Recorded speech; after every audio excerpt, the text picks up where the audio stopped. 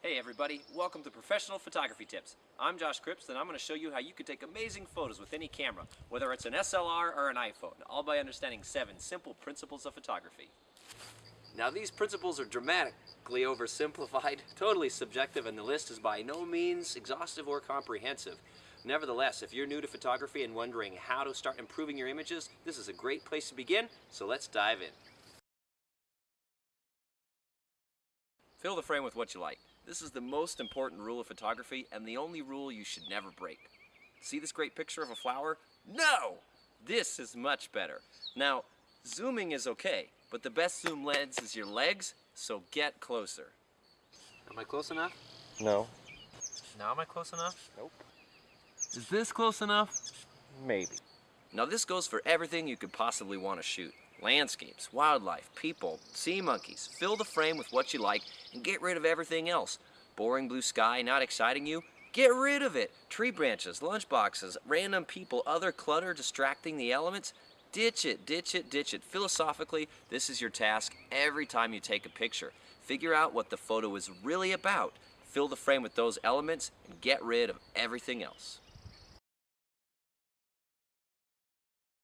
A good photo is like a caricature. It simplifies and exaggerates. Now that you've figured out what to put in your photo, think about how you can exaggerate its characteristics. Use contrasting colors to make your subject stand out. Use other objects to create a sense of scale, big or small. Use a long shutter speed to emphasize movement, or zoom in on one particular feature.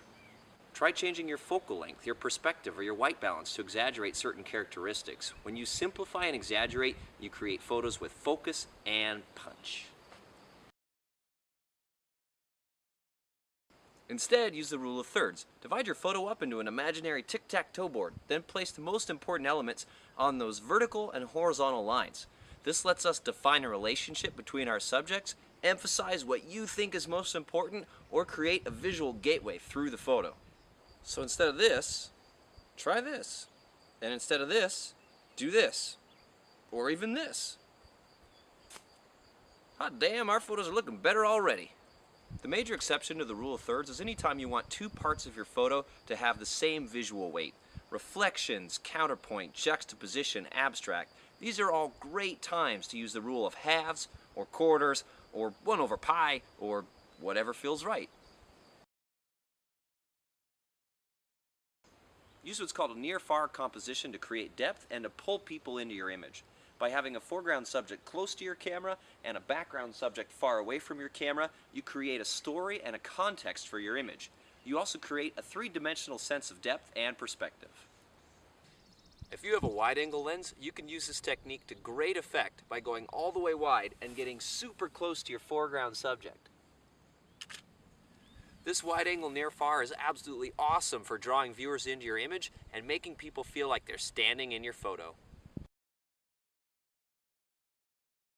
If you have multiple subjects in your photo, then the story of your image is about the connection between those subjects. And your viewer will understand that connection 10 times better if you use some kind of a line to visually connect those elements. We call these leading lines because they lead from one subject to another. Leading lines are also a great way to give your viewer a visual journey through your photo. Anything can be a good leading or connecting line if you use the right perspective.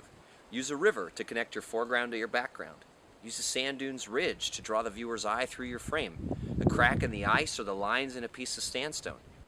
No matter how you use them, leading lines are an awesome way to connect the elements of your photo and to create a visual journey for your viewers. One of the best ways to make somebody say, "Hey, that's an interesting photo," is to show them something they've never seen before. We spend our whole lives looking at the world from eye level. So why take a picture from eye level? It's the same old boring perspective. I mean, hey, this field of flowers does look pretty good from up here. But from down here, things take on a whole new life. So get up, get down, get on the ground, and show the world your perspective.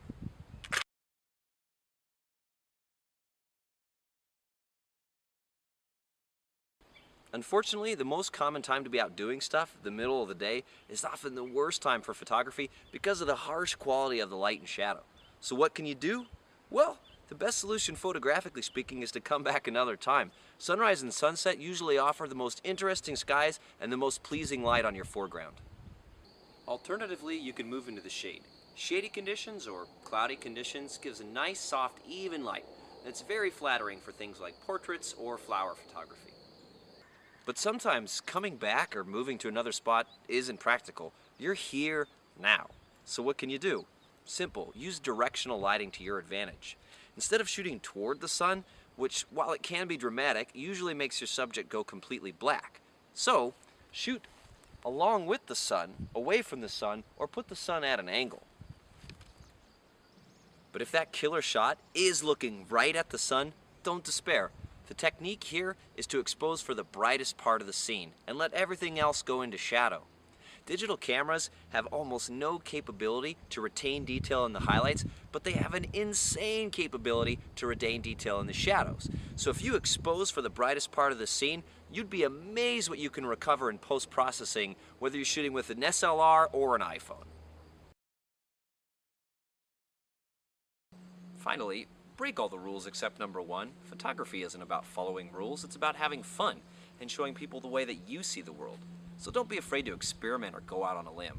As long as there's some method to your madness, you're creating art. So get out there and shoot. As always, thanks for watching. Be sure to check out last week's video, and don't forget to subscribe for weekly photography tips and techniques. Check out my website, joshuacripps.com, for landscape photography, workshops, tutorials, and more. As always, guys, have fun and happy shooting.